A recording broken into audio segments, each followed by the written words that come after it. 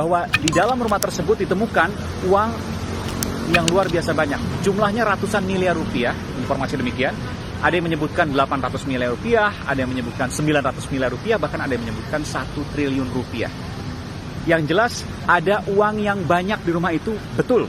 Saya mendapatkan informasi dan saya sudah mengkonfirmasi.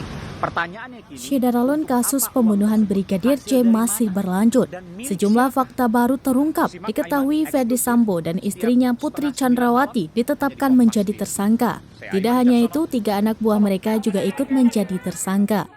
Informasi terbaru presenter Kompas TV, Aiman Wijaksono, menemukan bunker uang di rumah Irjen Ferdy Sambo. Dalam unggahan akun TikTok Aiman Wijaksono, ia menyebutkan mendapat kabar adanya uang dalam jumlah fantastis di rumah Ferdy Sambo dan dia telah mengkonfirmasi kabar tersebut.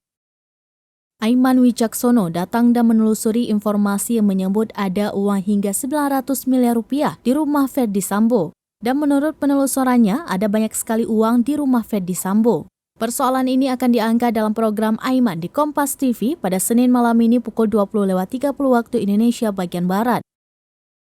Sebelumnya, Polri menegaskan informasi yang mengatakan penemuan bunker berisikan uang 900 miliar rupiah di rumah mantan Kadif Propam Polri Irjen Ferdy Sambo tidak benar.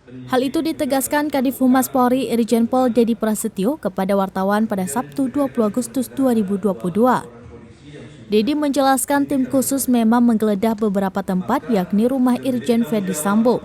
Penyidik telah menyita beberapa barang bukti, namun dia memastikan tidak ada bunker berisi uang 900 miliar rupiah yang disita.